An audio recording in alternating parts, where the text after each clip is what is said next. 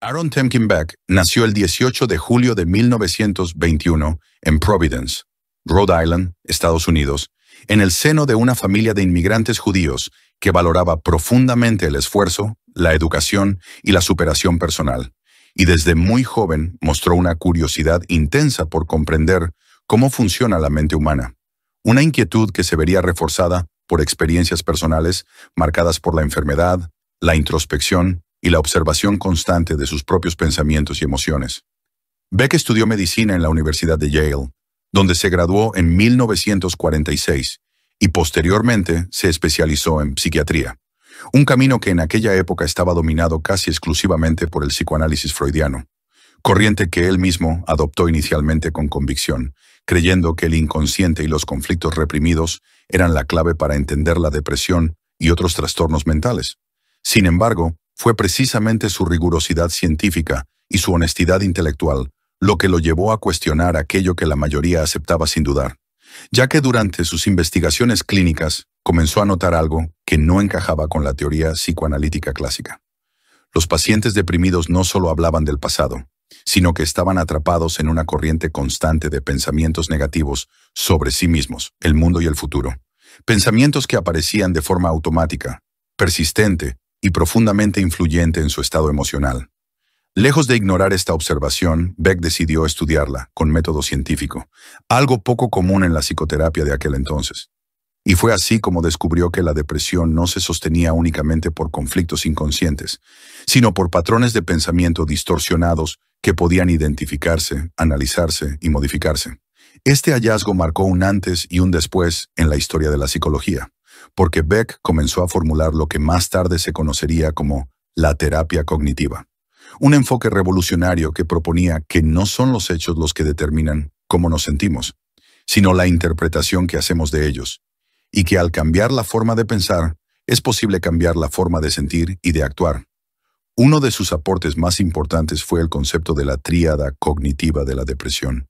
que describe cómo las personas deprimidas tienden a tener una visión negativa de sí mismas, del mundo y del futuro, creando un círculo vicioso de desesperanza que refuerza el malestar emocional. Además, Beck identificó las distorsiones cognitivas, errores sistemáticos del pensamiento, como la generalización excesiva, el pensamiento todo o nada, la catastrofización, la personalización y el filtro negativo, demostrando que estas formas de pensar no son verdades absolutas, sino hábitos mentales aprendidos que pueden desaprenderse con entrenamiento y práctica. A diferencia de otros enfoques más pasivos, la terapia cognitiva de Beck colocó al paciente en un rol activo, convirtiéndolo en un observador de su propia mente, capaz de cuestionar sus pensamientos, contrastarlos con la realidad y construir interpretaciones más equilibradas y saludables. Este enfoque no solo fue eficaz para la depresión, sino que con el tiempo demostró su efectividad en el tratamiento de la ansiedad, los trastornos de pánico, las fobias, el trastorno obsesivo-compulsivo, los trastornos de la personalidad, las adicciones e incluso el manejo del estrés y los problemas de la vida cotidiana. Beck no solo desarrolló una teoría, sino también herramientas prácticas, como el Inventario de Depresión de Beck, BDI, uno de los instrumentos de evaluación más utilizados en el mundo, que permitió medir la severidad de la depresión con criterios claros y científicos, contribuyendo enormemente a la investigación y al diagnóstico clínico. A lo largo de su vida, Beck fue un incansable defensor de la psicoterapia basada en la evidencia, insistiendo en que las intervenciones psicológicas debían ser evaluadas con el mismo rigor que los tratamientos médicos. Una postura que ayudó a consolidar la psicología como una ciencia aplicada y respetada dentro del ámbito de la salud. Junto a su hija Judith Beck, también psicóloga, fundó el Beck Institute for Cognitive Behavior Therapy, institución dedicada a la formación de profesionales de todo el mundo y a la difusión de la terapia cognitivo-conductual, ampliando así su legado más allá de los libros y los consultorios. Aaron Beck escribió más de 600 artículos científicos y numerosos libros que se convirtieron en textos fundamentales para estudiantes y profesionales de la psicología. Pero a pesar de su enorme impacto, siempre se caracterizó por su humildad, su apertura al diálogo y su disposición a seguir aprendiendo incluso en edades avanzadas, demostrando con su propia vida los principios que defendía, Cuestionar, reflexionar y adaptarse.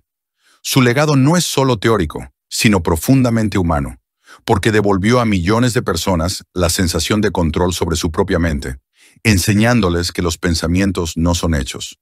que las emociones pueden comprenderse y que el sufrimiento psicológico no es una condena permanente, sino una experiencia que puede transformarse.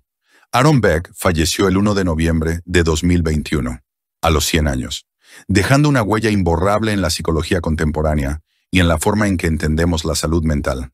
Y hoy su influencia sigue viva en cada terapeuta que ayuda a un paciente a identificar un pensamiento distorsionado, en cada persona que aprende a hablarse con más compasión y en cada estudiante que descubre que la mente puede entrenarse igual que el cuerpo. La historia de Beck nos recuerda que el verdadero progreso nace de la valentía de cuestionar lo establecido,